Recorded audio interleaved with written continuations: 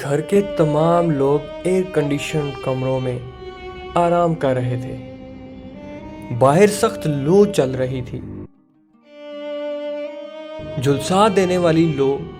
اس نے اداسی سے کھڑکی کھولی اور لو کا تھپڑ جیسے انتظار ہی کر رہا تھا۔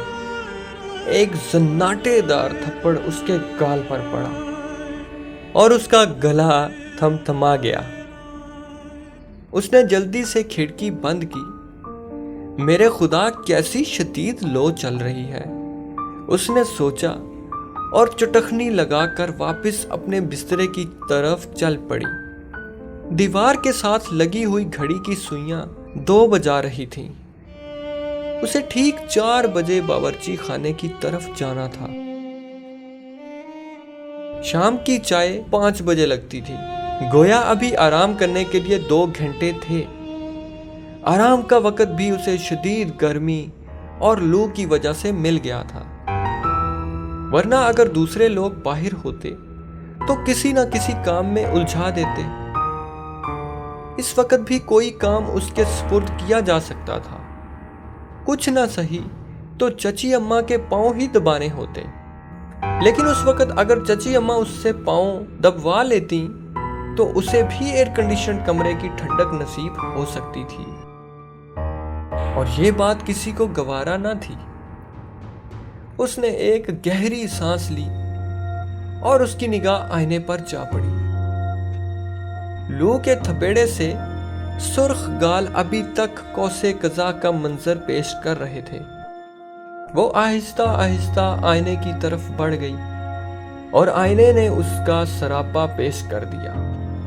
دن رات کی جھڑکیں، بات بات میں تانے، ہر قدم پر بے عزتی، طرح طرح کے الزامات، دن رات کی گھٹن، اس زندگی میں تمام لوازمات تھے، لیکن اس کا حسن شاید انہی لوازمات سے نکھر رہا تھا۔ ایسی بھی کیا بے غیرت زندگی ایک لمحے کا سکون میسر نہیں تھا، لیکن حسن و جوانی تھی کہ پھوٹی پڑ رہی تھی۔ اللہ نے اس کی تمام محرومیوں کی کسر اسے توبہ شکن حسن دے کر پوری کر دی تھی۔ لیکن کس کام کا یہ حسن جو ہر وقت ملامت کا شکار بنا رہتا تھا؟ چچی اماں کا بس نہیں تھا، ورنہ زہر دے کر ہلاک کر دیں۔ وہ اس حسن و جوانی پر بھی کڑی تنقید کرتی تھی۔ عالیہ نے صابن سے منہ دھونا تک چھوڑ دیا تھا۔ اب یہ اس کے بس کی بات تو نہیں تھی کہ وہ اپنی شکل بگاڑ لیتی۔ شکل بگاڑ بھی لیتی تو جسم کا ایک ایک نقش چیخ چیخ کر اس قیامت خیز حسن کی تشہیر کر رہا تھا۔ نہ جانے کب تک وہ آئینے سے حسن کا خراج وصول کرتی رہی۔ پھر ایک ٹھنڈی سانس لے کر آئینے کے سامنے سے ہٹ کر بستر پر گر پڑی۔ 12 سال کی عمر تھی جب ماں اور باپ کار کے حادثے کا شکار ہو گئے تھے۔ وہ خود اسکول میں تھی جب اسے حادثے کی اطلاع ملی تو وہ بے ہوش ہو گئی۔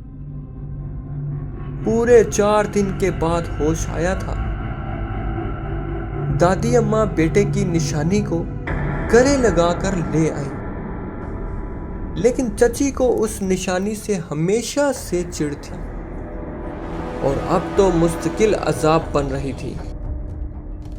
بہرحال دادی کی زندگی میں تو ان کی نہ چل سکی، لیکن دادی کی آنکھ بند ہوتے ہی اس پر مصیبتوں کے پہاڑ ٹوٹ پڑے۔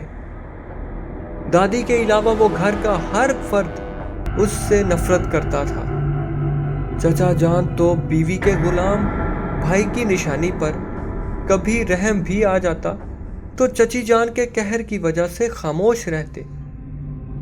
چچی جان کی بہن خالہ فوزی بھی ساتھ رہتی تھی۔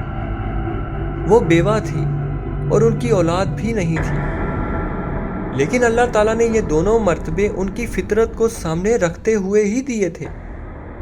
بلا کی جلاد اور کیناور خاتون تھی۔ بات بات میں ناک بھون چڑھانا ان کی عادت تھی، خاص طور پر عالیہ ان کے غضب کا شکار رہتی، بلکہ چچی سے زیادہ اسے خالہ فوزی سے ہول چڑھتا تھا۔